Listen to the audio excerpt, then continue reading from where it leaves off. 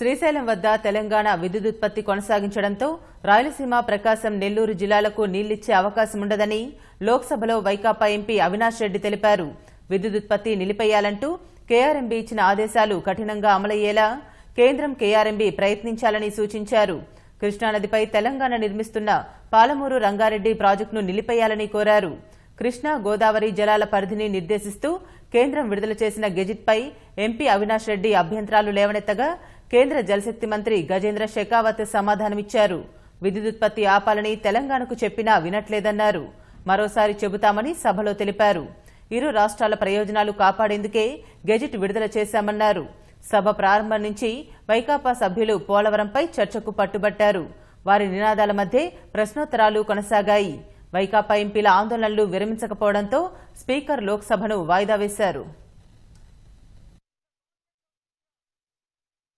GO number 107 dated September 28, 2004 in erstwhile Andhra Pradesh, minimum drawdown level of Srisailam Dam is at 854 feet, sir. Because at 854 feet only, water can be given to Rayalaseema district, Nelluru, Prakasham district, and also for Chennai drinking water purpose, sir.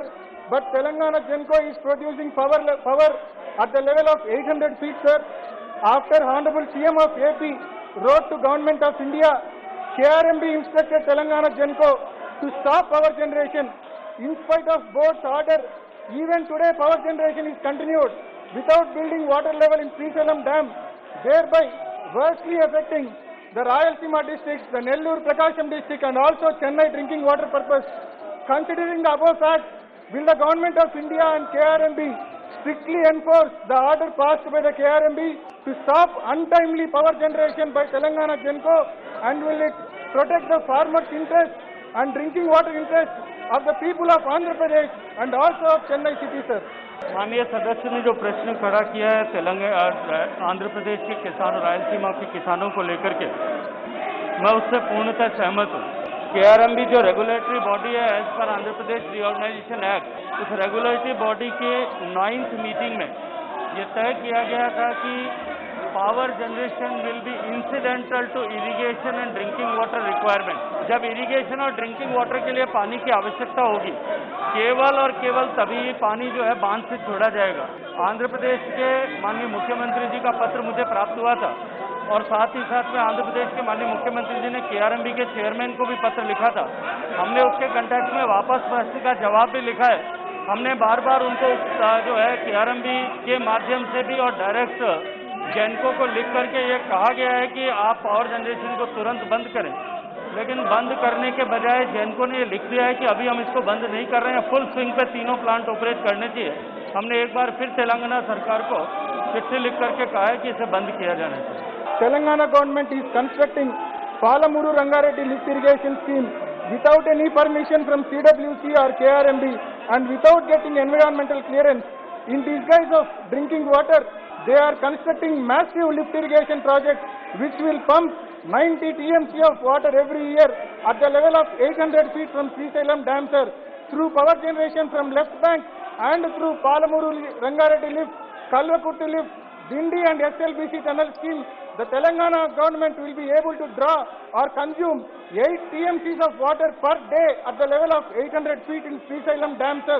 Sir, if Palamuru Rangareddy lift irrigation scheme is completed, then the Ayakat of SRBC, Teluganga, KC Canal, GNSS, HNSS, Veligonda, and also the drinking water needs of the Andhra Pradesh and Chennai will be at very high risk. Keeping in view of the severe loss, will the Government of India take stern measures to stop Palamuru Rangareddy lift irrigation scheme, sir? माननीय अध्यक्ष महोदय, interstate basis पर बने जो राज्यों के हितों की रक्षा करने के लिए देश के संविधान और इंटरस्टेट बेसिन एक्ट में जिस तरह का प्रावधान किया, उस प्रावधान के अनुरूप आंध्र प्रदेश रिऑर्गेनाइजेशन एक्ट में भी दोनों राज्यों के कृष्णा और गोदावरी दोनों नदियों पर बने हुए प्रोजेक्ट के ऊपर दोनों राज्यों के इंटरेस्ट को प्रोटेक्ट करने के लिए केआरएमबी और GRMB Krishna river management board and Godavari river management board का गठन किया गया था, लेकिन 7 साल तक क्योंकि उसका नोटिफिकेशन नहीं हो पाया था। दोनों ही बोर्ड अपनी ड्यूटीज का निर्वहन करने के लिए प्रयास करते हैं, राज्य सरकारों को लगातार उसके लिए बातचीत करते हैं। हमें इस व्यवस्था को और अधिक सुचारू करने के लिए हमने हाल ही में दोनों बोर्ड के जुरिस्डिक्शन को नोटिफाई कर दिया है। उस नोटिफिकेशन के बाद में जो है बोर्ड की शक्तियां और बढ़ेंगी और निश्चित रूप से आने वाले समय में हम इस तरह की परिस्थितियों को रोक पाएंगे।